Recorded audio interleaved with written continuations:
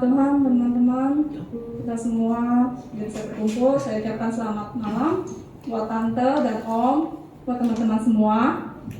Mari kita memuji Tuhan, kita mengucap syukur pada Tuhan oleh karena kemurahan Tuhan, oleh karena kasih setia dan pemeliharaan Tuhan.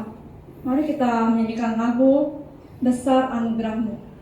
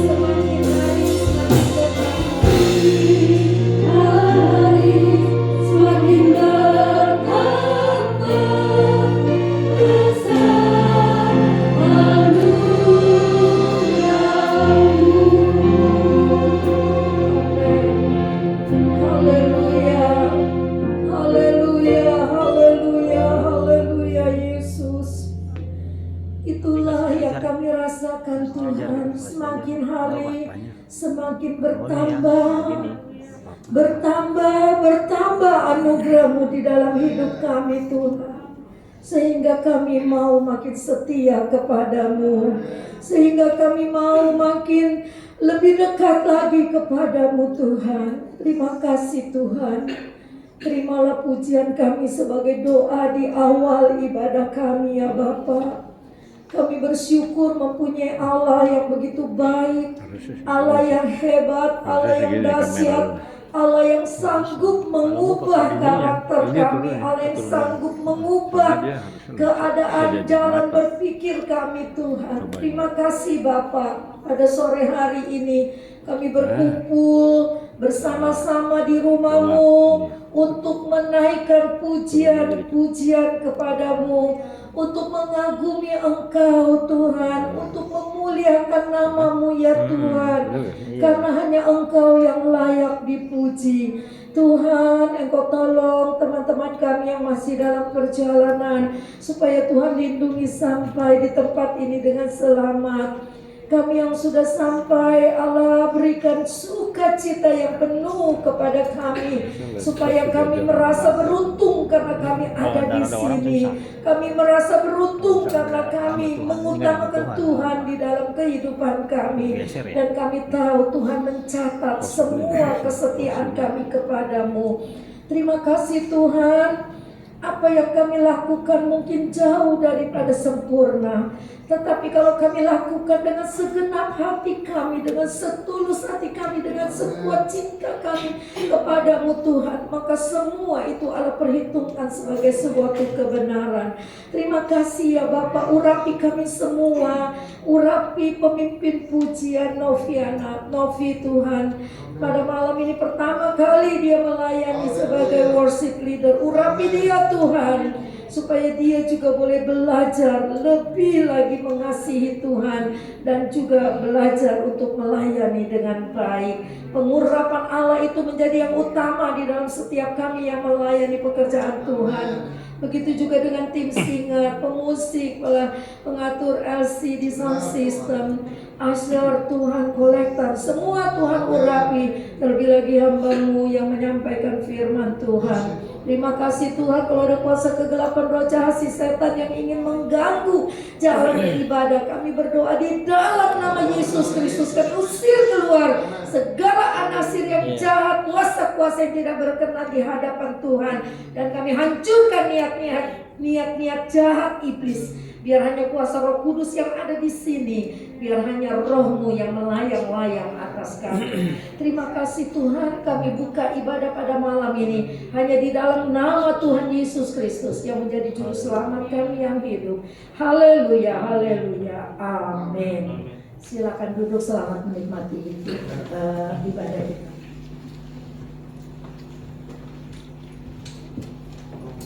Haleluya teman-teman. Haleluya. Mari kita memuji dan memuliakan Tuhan. Kita menyanyikan lagu pujian Roh-Mu yang hidup.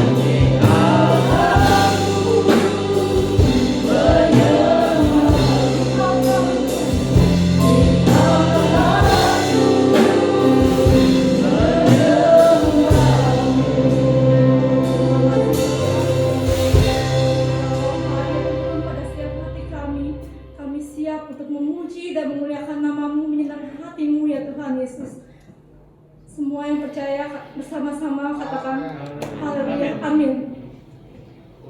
Mari teman-teman kita bersama-sama untuk menari buat Tuhan. Kita nyanyikan lagu Oh Betapa Indahnya.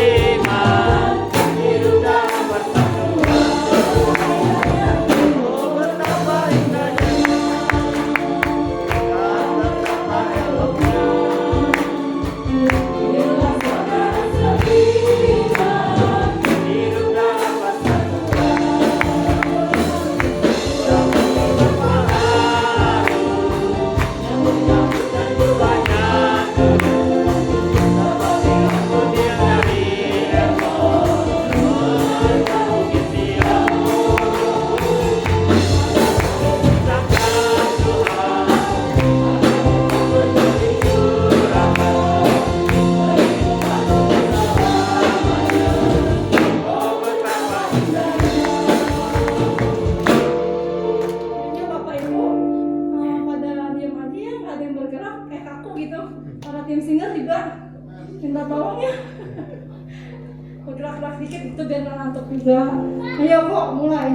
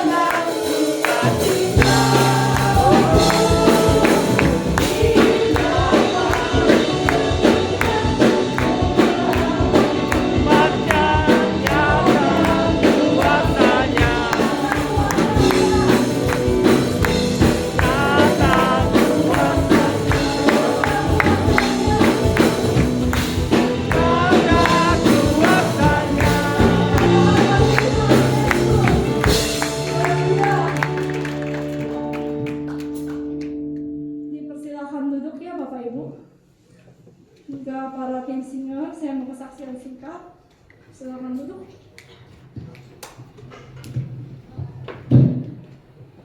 Saya mengucap syukur pada Tuhan di mana anak saya sudah diterima bekerja. Gimana ya, aku bingung. Lumayan lah, nggak boleh 7 bulan teman-temannya udah pada kerja tapi dia masih nganggur, dia kesel gitu. Akhirnya diterima juga, tapi penempatannya di bulan Maret. Sekarang juga udah mulai training dari kemarin. Puji Tuhan, bisa masuk di BCA padahal tamatan SMK ya gitu. Saya mengucap syukur pada Tuhan telah begitu baik. Juga buat Pak Bobi yang hadir ya, yang nggak hadir Pak Bobi, buat yang sudah mensupport anak saya untuk di komisi musik. Saya mengucap syukur, anak saya juga sudah melayani Tuhan di umumnya, khususnya di ibadah kedua di Babakan. Mengucap syukur atas talentanya juga yang Tuhan berikan. Dan mengucap syukur dan sebagai ucapan syukur dari Tuhan. Dan sebelumnya juga saya mau minta dukungan doa supaya anak saya juga kerjanya lancar gitu, nggak ada kesulitan dalam menghadapi pekerjaan-pekerjaannya. Saya mengucap syukur pada Tuhan. Saya mengakhiri kesaksian saya dengan menyanyikan lagu Indah Rencana Tuhan sebagaimana yang dilakukan anak saya. Ini lagu yang terindah dan rencana Tuhan begitu indah pada waktunya. Terima kasih.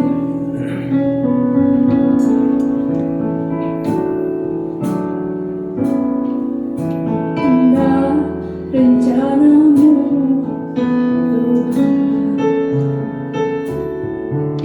di dalam hidupku,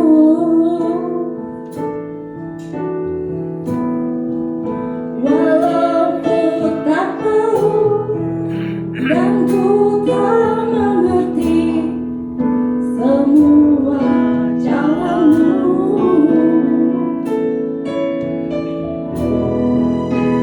Ku tak tahu Tuhan berapa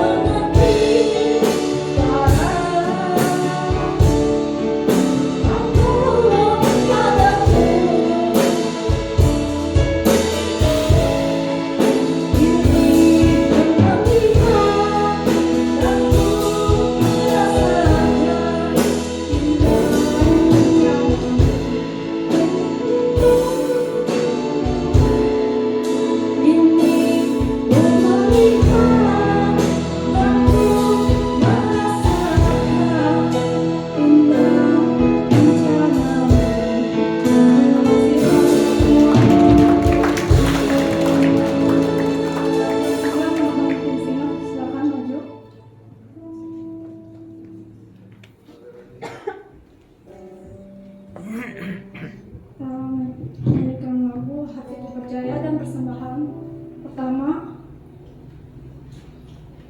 jalankan. Sebelum persembahan, saya mohon dengan kasih Kristus, Randy berdoa untuk persembahan pertama. Terima kasih Tuhan, kesempatan hari ini Tuhan kau bisa datang kepada biarlah Tuhan kau sertai Tuhan. Terima kasih Tuhan Yesus. Kau serta lagi juga Tuhan kami akan memberikan persembahan kami untuk Engkau Tuhan. Terima kasih Biarlah kau Tuhan. pakai Tuhan setiap kami yang memberi Tuhan. Biarlah Tuhan sukacita kami memberi sehingga kami bisa Tuhan menjadi bagian kepada kerajaan-Mu Tuhan yang tempat ini Bapa. Terima kasih Tuhan Yesus. Sudah diberkati Tuhan. Haleluya. Amin. Hatiku percaya, meskipun kita tidak melihat, namun hati kita tetap percaya pada Tuhan.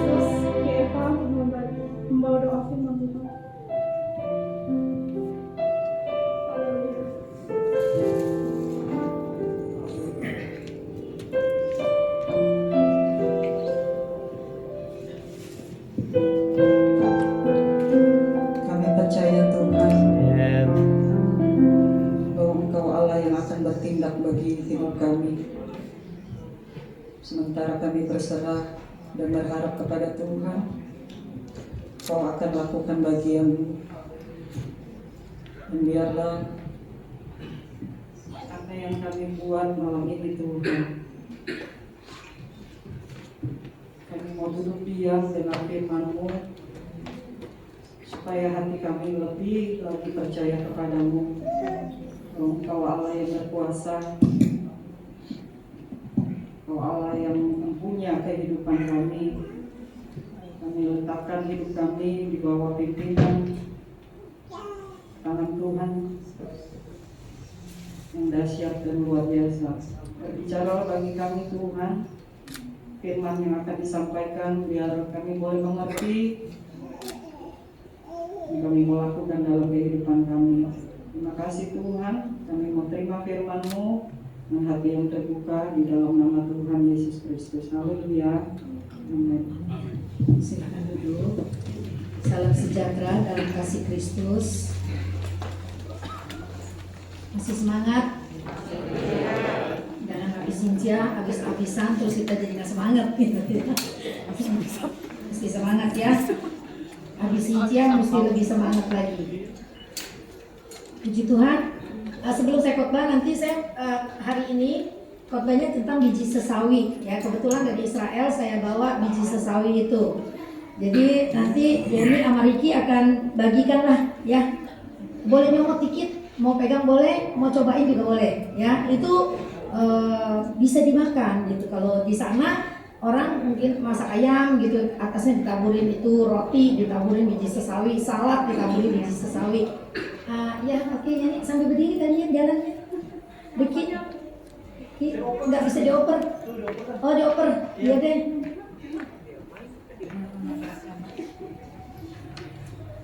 Biji sesawi itu seperti itu, jadi dia ada 3 warna. Nanti Novi, tadi gambar yang saya kirim Novi coba ditampilin, ada 3 warna. Yang saya bawa ini adalah yang putih ke kuning-kuningan gitu ya. Nah ini bijinya kecil-kecil, kalau di sini kayak kacang kedelai ya, padahal dia kecil banget. Kalau kita pegang kecil.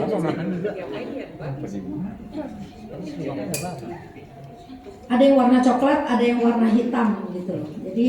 Jadi kita tahu nih, oh ini biji sesawi kayak begini gitu ya.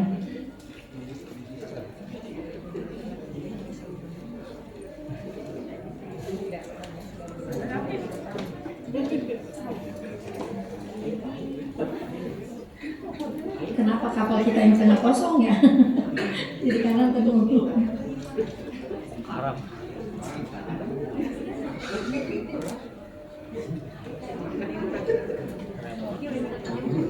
Langsung oper ke tengah ya, dengan cepat bergeraknya. Comot aja nggak apa-apa, gratis, harus dibayar. Enak Leo. Iya ada pahitnya dikit gitu ya. Tapi nggak bakal keracunan, nggak apa-apa, tenang aja.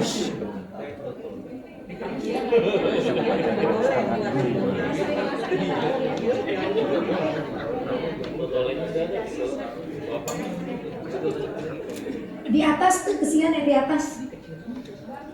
Ada Robertku sama Samuel Panjaitan. Ntar bagi ke atas ya. Nah ini biji sesawi yang lain yang warnanya hitam, tapi dia tetap kecil ya.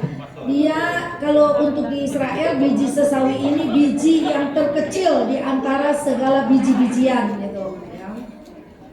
Tetapi dari biji yang kecil itu kandungan vitaminnya itu luar biasa, sampai saya catat karena saya nggak hafal ya.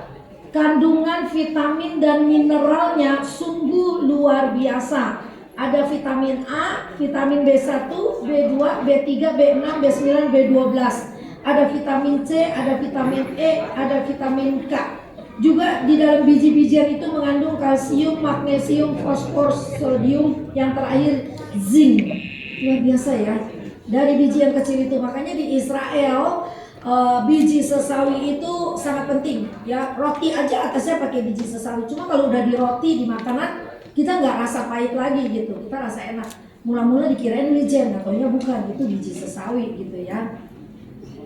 Nah, dari ukuran yang kecil itu, tapi kita lihat kandungan di dalamnya luar biasa ya. Dia, biji yang kecil ini bisa memberikan kontribusi yang hebat bagi manusia ya, bagi manusia dan makhluk-makhluk yang lain ciptaan Tuhan ya. Jadi biji sesawi ini mirip biji sayur sawi, tetapi bukan gitu ya. Nah, dari biji yang kecil ini nanti ditanam, ditabur, bisa menjadi satu pohon yang rindang. Sampai dikatakan pohonnya bisa setinggi 3 meter, coba bayangkan. Dari biji yang kecil itu. Iya, jadi saya senang banget ya. Tadinya saya gak terpikir untuk beli biji sesawi, karena anaknya Petrus pesen sama omanya, dia kepengen tahu biji sesawi. Jadi akhirnya di kota Yeriko, di tempat itu ada jual biji sesawi. Saya beli satu paket, ada 3. Saya kasih Novi Petrus 1, 2. Saya juga bingung nih mau khotbah apa gitu ya. Tapi dari 1 minggu ini setelah saya berpikir apa yang harus saya khotbahkan Tuhan, ternyata Tuhan gerakkan saya khotbah ini tentang biji sesawi. Kita baca yuk ayat firman-Nya. Apa yang firman Tuhan katakan tentang biji sesawi? Matius 13. Matius 13 ini ada banyak perumpamaan ya. 1, perumpamaan tentang seorang penabur. Terus 2, perumpamaan tentang apa tuh? Lalang di antara gandum. 3, perumpamaan tentang biji sesawi. Terus 4, penjelasannya ya, penjelasan tentang lalang di antara gandum, terus perumpamaan tentang harta terbendam dan mutiara yang berharga, perumpamaan tentang pukat. Jadi Yesus berbicara kepada orang Israel, kepada murid-muridnya dalam berbagai macam perumpamaan. Dan perumpamaan itu bukan sesuatu yang di luar nalar atau di luar yang rasanya nggak terjangkau.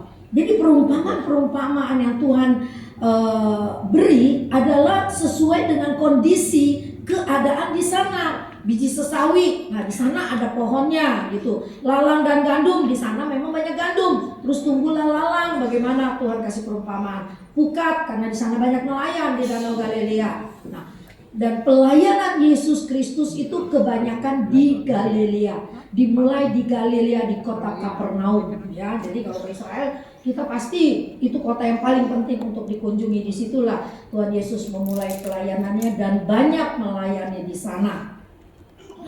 Kita baca Matius 13 ayat yang ke-31 dan 32. Perumpamaan tentang biji sesawi dan ragi. 2, 3 baca sama-sama. Yuk kita berdiri dulu yuk. Terus kita baca bareng-barengan ya.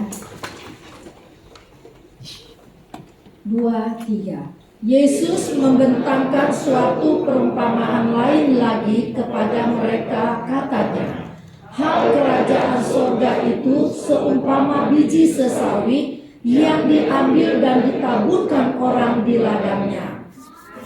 Memang biji itu yang paling kecil dari segala jenis benih, tetapi apabila sudah tumbuh, sesawi itu lebih besar daripada sayuran yang lain, bahkan menjadi pohon, sehingga burung-burung di udara datang bersarang pada cabang-cabangnya. Amin. Silakan duduk. Ada satu ayat lagi yang kita baca tentang biji sesawi, yaitu Matius 17 ayat 20. Kita buka. Matius 17 ayat 20 berkata gini.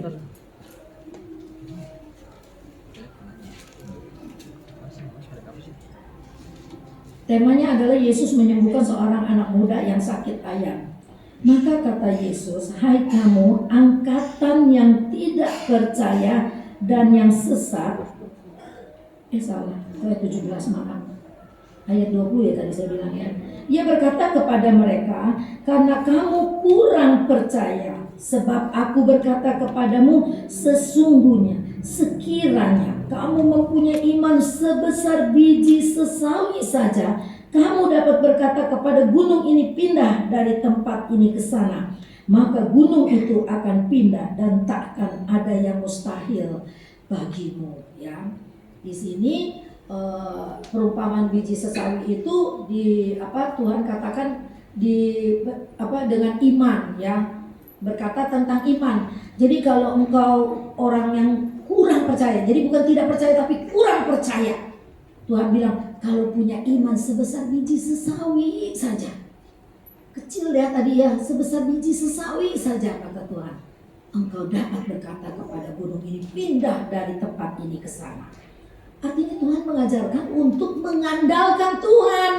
Bukan fokusnya kepada gunung, tapi gunung kesusahan. Kita dapat mengandalkan Tuhan dan percaya kepada Tuhan, maka gunung-gunung kesusahan itu akan pindah. Artinya gunung-gunung kesusahan itu dapat kita lewati. Itu yang Tuhan ajarkan, supaya kita percaya sungguh-sungguh dan andalkan Dia. Ya, dan kita lihat tadi, kita kembali tadi ke ayat yang pasal 19, pasal 13 tadi, ayat 31-32. Perumpamaan yang sebelumnya tadi adalah perumpamaan tentang seorang penabur. Terus yang kedua perumpamaan tentang lalang di antara gandum. Sebelum kita bicara tentang biji sesawi, Allah bicara tentang lalang dan gandum dan juga tentang seorang penabur. Jadi ada tiga hal yang di situ kalau kita pelajari tentang perumpamaan itu, yaitu tentang apa tadi? Ada ladang, ada orang, ada benih, ya. Jadi dalam tiga perumpamaan itu ada kesamaan, yaitu ada orang, ada ladang, ada benih. Orang itu melambangkan Kristus, ladang melambangkan dunia, dan ada benih itu adalah firman. Jadi kalau tadi Tuhan berkata hal kerajaan sorga itu seumpama biji sesawi yang diambil dan ditaburkan orang di ladangnya, itu bercerita tentang Kristus dan kerajaannya, ya, bercerita tentang Kristus dan kerajaannya. Jadi dari yang terkecil, ya, di dalam pelayanan itu, dari yang terkecil bisa bertumbuh menjadi kerajaannya Allah. Itu semua dimulai dari yang kecil.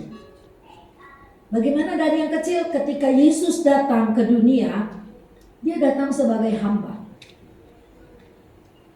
Terus Dia punya murid-murid, bukan orang terkenal, nelayan, pemungut cukai, orang-orang yang tertolak, ya, orang-orang yang sepertinya tidak ada harganya, orang-orang kecil. Boleh kita bilang orang-orang kecil. Dan segala sesuatu yang kecil biasanya itu tidak terpandang dan diremehkan orang, biasanya begitu. Tetapi Tuhan berkata, hal kerajaan sorga itu seumpama biji sesawi yang diambil dan ditaburkan orang di ladangnya. Ini suatu cerita yang memang fantastis gitu ya, dan luar biasa gitu, luar biasa. Nah, sejarah juga membuktikan kenyataan bahwa dari permulaan yang terkecil, gereja bertumbuh secara menakjubkan melalui pemberitaan amanat Kristus, ya. Coba deh sambil dengar firman Tuhan, sambil berpikir bagaimana awalnya Tuhan melayani, bagaimana gereja mula-mula terbentuk. Itu semua dari yang kecil. Gereja yang besar. Sekarang kalau kemarin kamu pas saya lagi buka-buka YouTube, ada 10 gereja yang umatnya paling banyak di Indonesia gitu ya. Itu kan mereka nggak tiba-tiba banyak begitu, pasti dimulai dari yang kecil. Pelayanan Kristus juga begitu. Pertumbuhan itu tadi kan kita baca bahwa, coba ayat 32-nya Novi. Ayat 32-nya.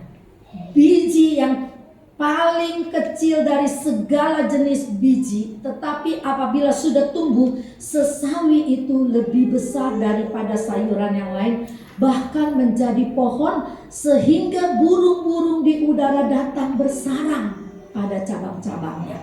Ini ada artinya luar biasa.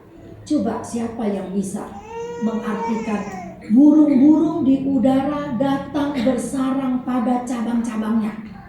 Ada yang berani jawab nggak? Secara logika aja deh, kan kamu bukan teolog, mungkin secara logika aja. Benih ditabur, tumbuh, menjadi besar, menjadi sebuah pohon, burung-burung datang bersarang pada cabang-cabangnya. Ada yang berani jawab?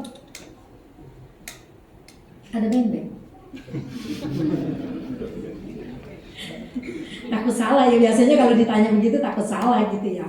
Ya, kalau saya di sekolah Alkitab saya nggak takut, jawab aja. Kalau salah kan dibetulin ya, kita jadi tahu dan namanya belajar gitu ya.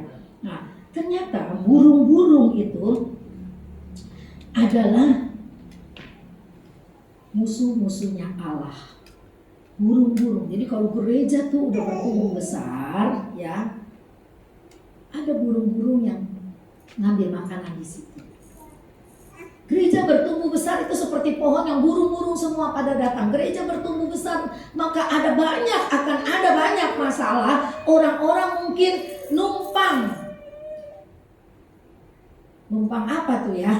Cari kesempatan di sana. Itu yang dikatakan burung-burung di udara datang bersarang pada cabang-cabangnya. Jadi ini menjadi sebuah peringatan Kristus kepada murid-muridnya.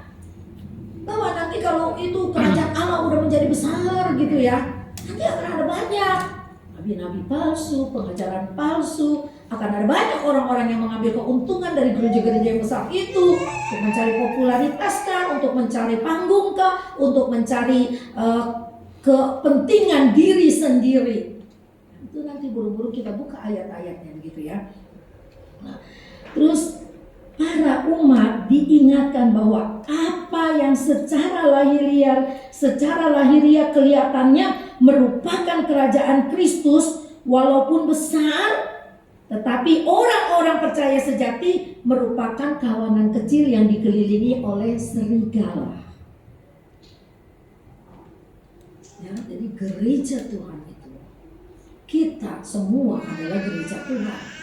Ketika kita menjadi besar, umat Tuhan berkumpul makin banyak, burung-burung yang datang pun banyak bersarang pada cabang-cabangnya. Jadi burung-burung kalau datang udah makan ya, biji-bijian itu dimakan semua, biji-biji sesawit itu dimakan semua. Gak usah terlalu panjang lebar, mungkin udah bisa nangkap apa maksud saya gitu ya. Nah, kita lihat yuk burung-burung itu apa sih burung-burung itu gitu ya. Kita baca di dalam Matius 13 tadi ayat 4. Ayat 4 bilang gini, pada waktu ia menabur, sebagian benih jatuh di pinggir jalan. Lalu datanglah burung dan memakannya sampai habis. Jadi burung-burung itu yang tadi saya katakan dia juga bisa merupakan musuh-musuh kita gitu ya. Musuh-musuhnya. Terus ayat 19 dikatakan begini. Kepada setiap orang yang mendengar firman tentang kerajaan sorga, tetapi tidak mengertinya, datanglah si jahat dan merampas yang ditaburkan dalam hati orang itu. Itulah benih yang ditaburkan di pinggir jalan. Jadi ada ketika benih-benih firman Allah yang baik itu ditaburkan, nanti akan ada burung-burung yang jahat yang akan mengambil benih-benih firman Tuhan. Jadi burung-burung itu bisa bicara iblis yang akan mengacaukan kita, ya. Sekarang keluarga Sekina juga udah menjadi sebuah wadah yang cukup besar ya. Ketika cukup besar itu burung-burung akan banyak datang ya. Tapi bukan berarti kita bilang iblis-iblis terus menyerang kita, enggak ya. Tapi kadang-kadang di dalam sebuah perkumpulan yang udah besar itu bisa aja terjadi banyak senggolan, bisa saja terjadi banyak kata-kata gini ya. Saya dari kemarin merenungkan terus begini. Ada teman saya begini, dia maksudnya sih bercanda nih, lagi pada bercanda tadi. Makanya tuh perkataan kadang-kadang bisa menyakitkan kita. Jadi gini ya, teman saya yang satu ini memang kurus, kelihatan rada tua gitu ya. Jadi ada teman yang satu bilang begini, lu kok bisa mirip kayak dia gitu, kayak dia itu teman yang satu lagi tapi udah tua. Kan namanya udah tua kan udah rada jelek.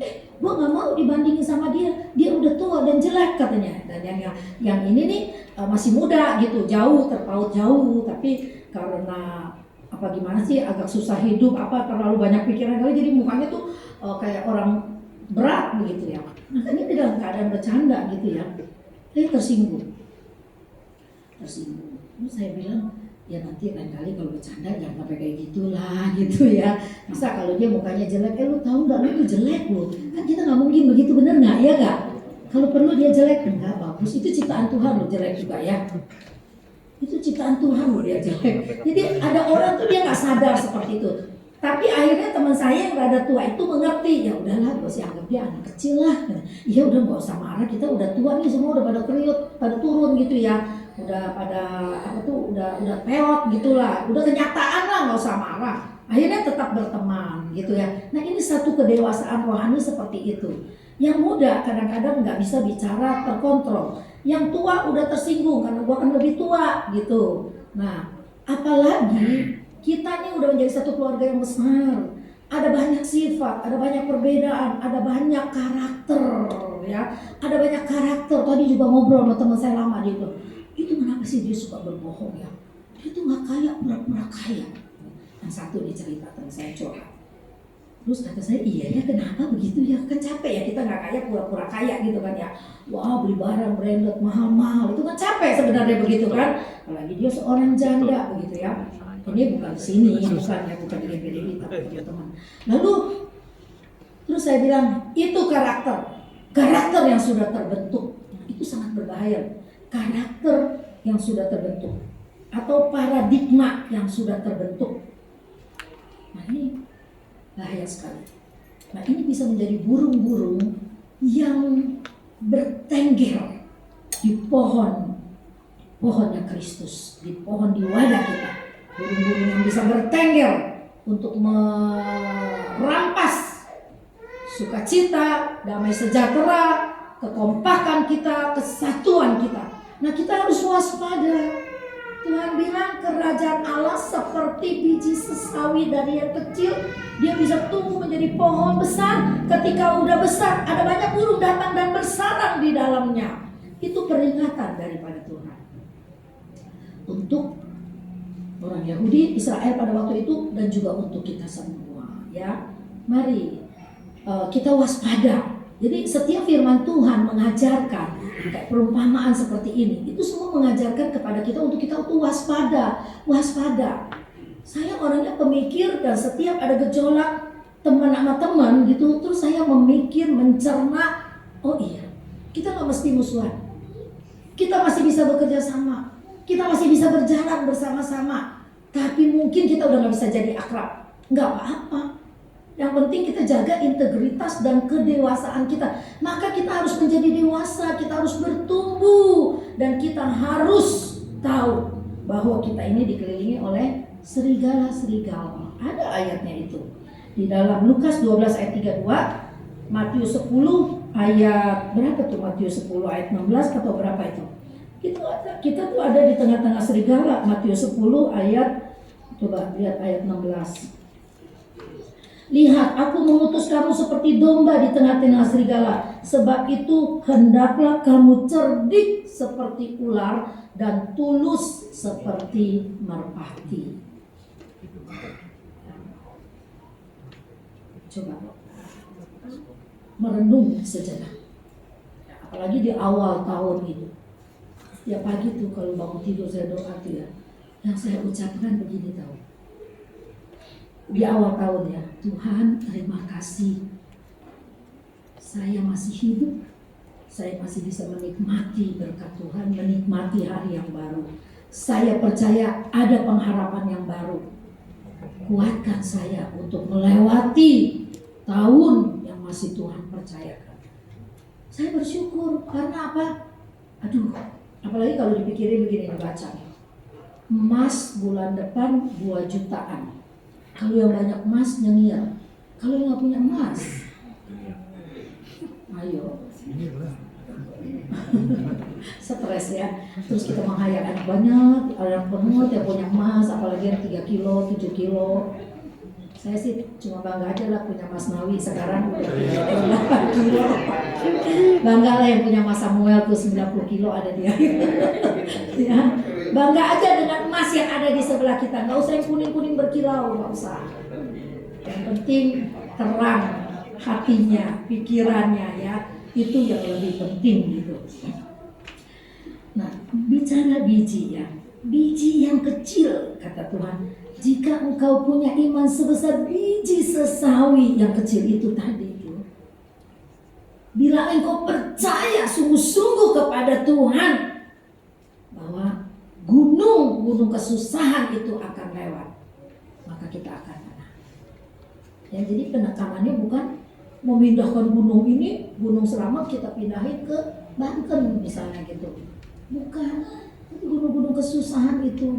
Kan kalau ceritanya kan itu orang itu kan tadinya nggak percaya kan. Maka kata Tuhan, kalau engkau percaya dan engkau punya iman sebesar biji sesawi. Jadi yang ditekankan adalah keyakinan mengandalkan Tuhan, itu yang bisa memindahkan gunung. Kalau ke Israel ada yang namanya gereja sampah. Gereja sampah itu dulu kronologisnya adalah bukit yang berpindah. Bukit yang berpindah sampai ada seorang pastor yang akhirnya berkaryalah di situ bersama orang-orang pemulung. Yang namanya gereja sampah itu, kita kalau masuk dalam itu pemulung semua. Dia memahat gunung itu yang dikatakan tadinya ada di sana udah pindah ke sini gitu loh. Terus dipahat menjadi sebuah gereja yang besar dan akhirnya menjadi daerah wisata gitu. Untuk jadi sebagai satu monumen memperingati gitu. Itu ceritanya luar biasa memang. Nah, tetapi yang Tuhan ajarkan kepada kita, kan dulu saya juga mikir, punya iman sebesar biji sesawi, terus mindahin gunung mana yang saya mau pindahin? Gitu dulu saya nih masih bodoh. Gunung mana yang saya mau pindahin? Gunung-gunung kesusahanmu. Apa sekarang yang menjadi kesusahanmu? Gunung-gunung apa itu sekarang yang lagi kesusahan yang bertumpuk udah seperti gunung Merapi misalnya tingginya. Tuhan percaya dan andalkan Tuhan. Engkau sanggup memindahkan gunung-gunung itu. Nah, biji sesawi, terus di sini ada juga Tuhan bilang ragi. Ragi itu kan kayak itu, kalau sekarang kan bilangnya kalau dulu bikin roti apa pakai ragi, kalau sekarang kan pakai vermipan, benar nggak? Vermipan yang lebih modern. Dia biji-biji kecil tadi kayak biji sesawi tadi. Nah, itu juga biji-biji yang kecil tersembunyi di adonan. Kasih air hangat, terus ditaruh berapa menit, diaduk di terigu, didiamkan, toto ngembang begitu dulu. Bikin bakal, jadi donat, gitu kan? Dari yang sedikit itu. Jadi kalau kerajaan Allah dikatakan seumpama biji sesawi, semua itu dimulai dari yang kecil. Aduh, aku rendah diri nih, aku orang kecil. Jangan suka begitu. Dari yang kecil itu mau dilatih, ada kuasa Allah, akhirnya kita bisa menjadi besar. Dipakai oleh Allah, kita menjadi berkat kemana aja kita pergi. Dari yang kecil yang tidak berarti. Jangan suka mengecilkan diri, terus akhirnya mengisolasikan diri, terus akhirnya nggak bergaul, terisolasi jadinya. Jangan, karena dikasih perumpamaan ragi dan biji sesawi supaya kita sadar kita memang kecil, kita memang sepertinya remeh, nggak dipandang orang. Tapi ketika kuasa Allah datang, ketika kita percaya kuasa Allah memenuhi kita, kita diurapi, dipakai Tuhan, kita jadi berkat bagi orang lain. Mau seperti itu? Apa mau jadi orang yang pasif? Ya udahlah, emang begini aja, duduk aja di pojok sono, di belakang si Iwan, jadi nggak ada yang ngeliat. Wah, ada tuh orang yang duduk yang suka ngumpet-ngumpet, nggak kelihatan sama saya gitu. Enggak, jangan seperti itu. Tuhan nggak mau seperti itu. Ya, Tuhan mau pakai kita untuk berkarya di dalam ladang Allah, berkarya supaya kerajaan Allah di muka bumi ini menjadi lebih besar lagi. Walaupun dari kita yang kecil yang tidak ada harga. Kalau kita merasa mampu, itu akhirnya jadi sombong. Tuhan benci orang yang sombong. Kita merasa perfect. Saya itu kalau lihat orang khotbah ya, Apalagi kalau teman-teman yang di sekolah kita dia khotbah itu pinter ya.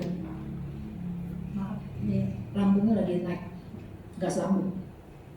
Jadi teman-teman itu kalau khotbah saya suka bikin ide pinter ya. Saya puji Tuhan, Tuhan kasih seperti gitu hati di dalam hati saya. Aduh dia pinter ya. Saya lihat Pak Janus khotbah waktu itu, aduh Pak Janus pinter ya. Gitu saya mengagumi orang-orang yang, aduh dia pinter banget. Aku belum ada apa-apanya. Aku masih jauh ilmunya, aku masih harus belajar lagi. Dan saya akhirnya mau cepat belajar karena bukan untuk melampaui orang, tapi memang saya menyadari kekurangan saya. Dan ketika saya menyadari begitu, tuh pengurapan Allah datang. Dia kasih hikmat, oh iya begini. Terus belajar, terus Tuhan bukain rahasianya. Oh iya ada, buka lagi ini, di mana adanya sumbernya ini. Oh di sini, akhirnya terbuka lagi. Gitu. Jadi saya mau keluarga Sekina juga bertumbuhlah engkau di dalam iman kepada Tuhan. Walaupun engkau dikatakan biji sesawi, awalnya Tuhan melayani juga kecil. Tidak dipandang orang, di kampungnya sendiri ditolak. Tapi kita lihat sampai hari ini karya Kristus enggak pernah mati. Amin. Orang bilang itu dongeng, orang bilang itu firman Tuhan salah, orang bilang firman Tuhan itu begini dibandingkan sama ini nih. Itu nggak pernah padam sampai hari ini. Dan firman itu terus menarik orang-orang untuk datang. Dan kita lihat banyak sekarang yang menjadi hamba Tuhan, melayani Tuhan melalui kesaksian hidupnya yang luar biasa. Tadinya beragama ini sekarang menjadi Kristen. Memang ada juga yang Kristen berbalik lagi ke agama yang lain. Tapi puji Tuhan kita di sini biar tambah kuat ya. Di awal tahun terus penuhi firman Tuhan. Ketika tadi saya duduk, Roh Kudus seperti mengingatkan saya gini, coba tanya, apakah sudah lakukan yang selalu saya tekankan ketika engkau mau tidur habis berdoa? Kan kita merem matanya, kita peluk guling, terus kita bilang sama Tuhan nyanyi. Misalnya nyanyi apa ya? Kalau kamu latih seperti itu, setiap kami mau tidur nih, mau tidur tuh ya, udah doa, udah merem, itu nyanyian itu akan datang. Coba latih deh dirimu begitu. Saya tuh udah latih bertahun-tahun. Saya terheran-heran. Kalau mau tidur tuh, ada aja tuh nyanyian. Dan itu nyanyian menguatkan saya. Luar biasa. Ketika bangun tidur, kan sebelum turun, saya pasti doa dulu. Tuhan, supaya saya jangan jatuh gitu ya. Saya mesti duduk di pinggir. Saya duduk di pinggir itu enggak mikirin yang lain, enggak. Saya duduk di pinggir itu, Tuhan, terima kasih. Toto ada nyanyian keluar. Setiap pagi lakukan. Tapi itu mesti dilakukan ketika malam kamu tidur. Latihan nyanyinya mula-mula kita yang pilih nyanyinya. Nyanyi apa? Kita yang pilih. Tapi nanti besok-besok ketika engkau tidur, itu nyanyian itu sendiri datang. Roh Kudus yang taruh nyanyian itu. Dan itu indah banget. Jangan mau tidur, aku benci banget sama dia. Gue gak bakal ampunin dia. Ya begitu bangun, kebencian yang keluar. Tapi ketika kau mau tidur, di alam bawah sadarmu, kan ketika kita mau tidur tuh kita ada berada di alam bawah sadar. Ketika kita memuji Tuhan, lalu timbul satu nyanyian. Ketika engkau bangun, Tuhan taruh lagi itu nyanyian yang baru di hatimu. Amin. Percaya, sebiji sesawi saja iman, engkau dapat membedakan gunung-gunung. Amin. Puji Tuhan. Kayaknya kurang percaya ya. Enggak ada ya, saya percaya semua di sini, yang ada di sini pada malam ini adalah yang setia. Amin. Yang sintianya udah cukup, jangan sintia terus ya. Nanti angpaunya juga habis. Puji Tuhan, yuk kita nyanyi. Iman yang beri menang, iman yang beri menang. Kita sama-sama berdiri.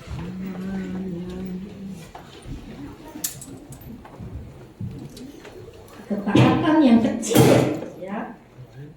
Ketaatan yang kecil dari iman yang kecil seperti biji sesawi. Kalau Tuhan urapi, itu bisa menjadi sebuah pohon yang besar, menjadi sebuah karya yang luar biasa, menjadi sebuah potensi yang besar untuk kita bertumbuh ya. Jangan merasa kecil, tapi bilang kita percaya kepada Tuhan.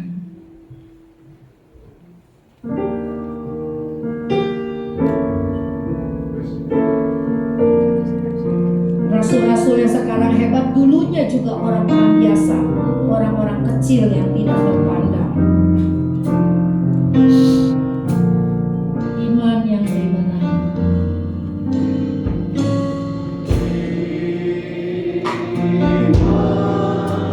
Yang beri menang iman yang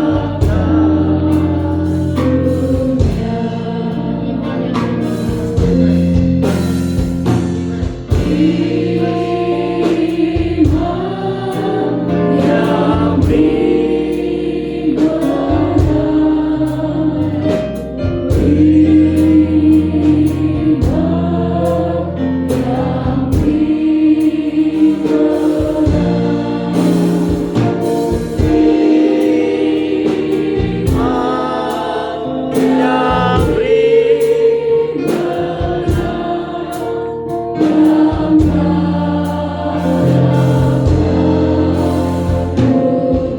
Sekali lagi nanti Bapak Rohan Herlambang berdoa.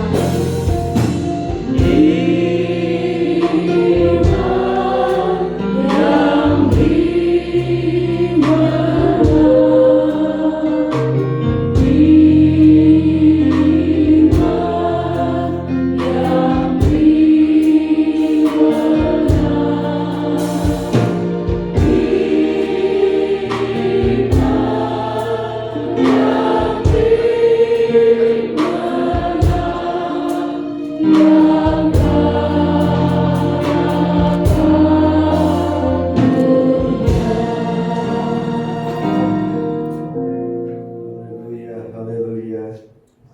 Kami terima firman-Mu dan aminkan firman-Mu, Tuhan. Biarlah kami seperti biji sesawi yang walaupun benihnya sangat kecil, Tuhan, tetapi jika itu ditaburkan, Tuhan, dapat berbuah, dapat menjadi suatu pohon yang bahkan, Tuhan, mengundang musuh-musuh kami, Tuhan. Tetapi seperti firman Tuhan katakan, biarlah kami cerdik seperti ular, tetapi kami punya tulus seperti merpati. Kami semakin merenungkan, semakin mendekatkan diri kepada Tuhan, semakin ginosko dengan Engkau, Tuhan. Kami mengenal Engkau pribadi, lepas pribadi, Tuhan, secara pribadi lebih dalam lagi, Tuhan, lewat firman dan Roh Kudus, ya Tuhan, agar kami menjadi anak-anak Tuhan yang dewasa, Tuhan. Saat ada perselisihan, ada perbedaan pendapat, semuanya kami tutup dalam kasih Kristus, Tuhan, sehingga dunia boleh melihat, Tuhan, burung-burung yang datang itu bukan mematok, Tuhan, benih-benih yang jatuh, Tuhan, tetapi bahkan boleh ditangkap menjadi miliknya Kristus, Tuhan. Karena kesaksian hidup kami, karena perkataan kami, karena perbuatan tingkah laku kami, khususnya, Tuhan, kepada keluarga kami yang belum mengenal Tuhan, kepada tetangga kami, kiri kanan depan belakang, Tuhan, melalui kehidupan rumah tangga kami boleh menyaksikan siapa Kristus itu, Tuhan. Terima kasih, Tuhan, kami mau belajar terus akan firman Tuhan. Urapi hamba-Mu, Ibu Pendeta Nilawati, Tuhan, agar beliau semakin urapi, menyampaikan apa yang kadang-kadang kami belum mengetahuinya, Tuhan, tapi Tuhan sudah memberikan hikmat kepada beliau. Urapi terus beliau, Tuhan, supaya dipakai di bentang Tuhan, khususnya di keluarga Sekinah, Tuhan. Terima kasih, Tuhan, biarlah kami menjadi jemaat Sekinah yang dewasa rohani. Kami terima firman Tuhan dengan penuh ucapan syukur dalam nama Tuhan Yesus Kristus. Haleluya. Amin. Amin. Terima kasih Robert doanya. Yuk kita nyanyikan lagi itu iman beri kemana. Memasuki tahun ini seberapa tebal iman kita ya, kita yang tahu. Oleh Andi jalankan.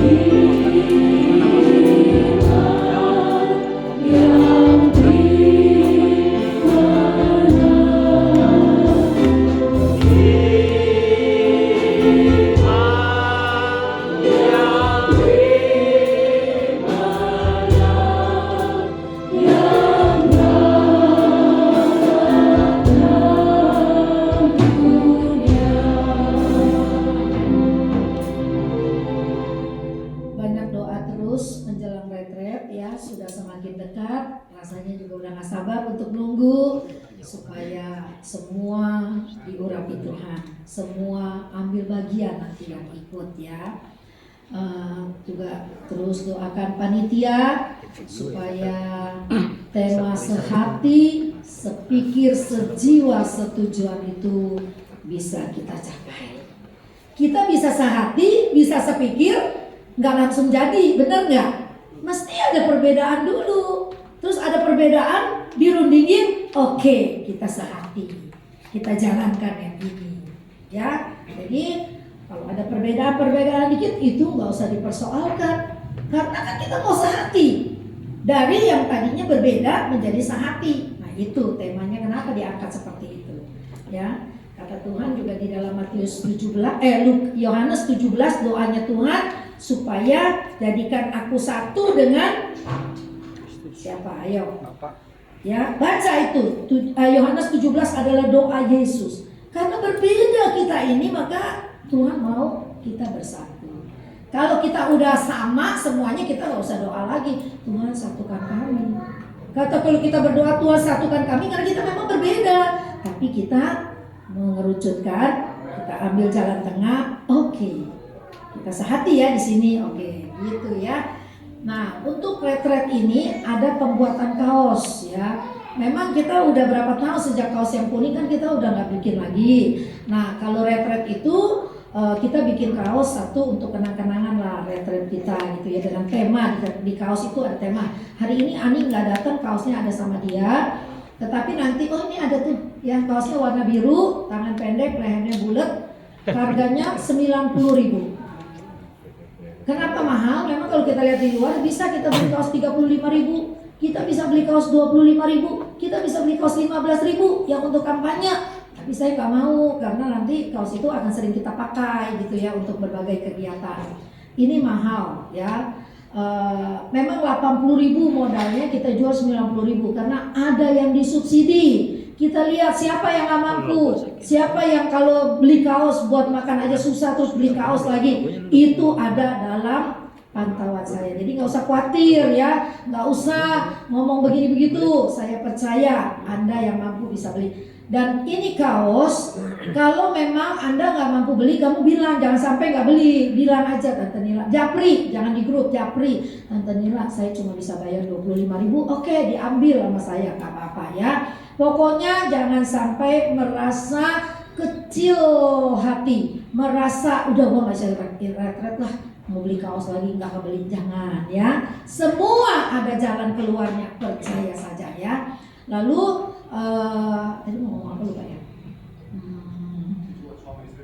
Oh ya, buat suami istri. Kan anak-anak makanya dipilih warna biru senada dengan kaos sekolah minggu. Sekolah minggu kan udah dapat tuh biru muda. Anak-anak nggak usah beli lagi, tapi tolong mama-mama yang ada di sini, anak-anaknya dibawa kaos biru sekolah minggu itu, karena kita akan ada sesi foto bersama di akhir retret, yaitu pakai kaos ini. Anak-anak pakai kaos biru pelnak, ya. Jadi kan Rinan, kita nggak usah beli buat anak-anak. Tapi kalau Anda punya uang mau beli supaya fotonya cakep sekeluarga, no problem. Pokoknya dilayani terus. Ya, jadi hari pertama kita berangkat pakai baju putih, pulang kita akan pakai baju biru, gitu ya. Nanti fotonya indah dan cantik. Sekali lagi, jangan merasa gara-gara kaos Anda batalin retret. Jangan ya. Itu bukan orang yang dewasa seperti itu. Ada jalan, sehati sepikir, ada jalan supaya kita bisa semua setujuan, ya. Puji Tuhan, itu saja pengumuman dari saya. Mari kita akhiri ibadah pada malam ini. Yang tabungannya baru sedikit, ya, ayo ditambah lagi supaya cepat lunas. Karena dari Via Renata pun sudah minta lebih besar lagi, ya. Puji Tuhan, Tuhan berkati kita semua. Kita harus berdoa retret berjalan dengan baik dan diberkati Tuhan. Mari kita akan akhiri ibadah pada malam ini. Sama-sama kita berdiri. Saya akan berdoa. Nanti terakhir kita nyanyikan lagu Bapa Terima Kasih. Bapa kami yang ada di dalam sorga, segala puji dan syukur kami naikkan kepadamu ya Tuhan. Kami sudah mendengar firman-Mu. Berkati firman-Mu Tuhan, hamba-Mu berhenti berbicara. Hamba-Mu terbatas dalam menyampaikan. Tapi kami punya Roh Kudus yang tidak terbatas kuasanya. Engkau sanggup memberkati kami yang kecil ini. Engkau sanggup mengurapi kami, pelayanan kami. Ketika kami menjadi besar, kami tidak menjadi sombong. Ketika kami sudah bisa menjadi sebuah pohon yang rimbun, kami tidak sombong. Tuhan jauhkan kami dari segala perkara itu. Tapi kami mau semakin merendahkan diri di hadapan-Mu. Tuhan, berkati firman-Mu biar tertanam di dalam hati kami semua. Kami semakin cinta kepadamu dan kami semakin setia kepadamu. Berkati sepanjang minggu ini apa yang akan kami lakukan. Juga ibadah, ucapan syukur di rumah Leo dan Erin pada hari Minggu. Tuhan berkati yang mengundang badan pengurus untuk hadir. Tuhan berkati niat yang baik ini. Terima kasih Tuhan. Retret semakin mendekat. Ada banyak hal yang harus dibicarakan. Ada banyak hal yang harus dipersatukan. Kiranya Tuhan, Engkau ampuni kami. Biar Engkau campur tangan. Roh Kudus menerangi setiap hati kami. Roh Kudus yang menerangi setiap kegelapan di dalam hati kami. Supaya semua menjadi terang. Sebentar kami akan pulang, lindungi kami, sertai kami.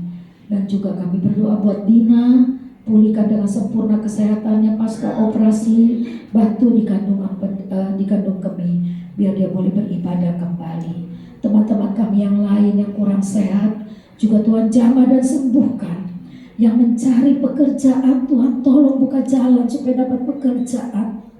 Yang mungkin akan mengalami PHK atau pengurangan tenaga kerja sehingga diberhentikan, juga Tuhan hiburkan, Tuhan buka jalan supaya ada lagi pekerjaan yang baru. Tuhan, Engkau yang tahu keadaan kondisi kami keluarga Sekina. Biar jangan sampai ada yang patah semangat karena keadaan ekonomi yang begitu menekan. Tuhan, Kau tolong kuatkan kami semua. Berkati anak Novi yang sudah bekerja di BCA. Biarlah Tuhan anak ini boleh Tuhan berkati dan dia jadi berkat bagi papa, mama dan adiknya.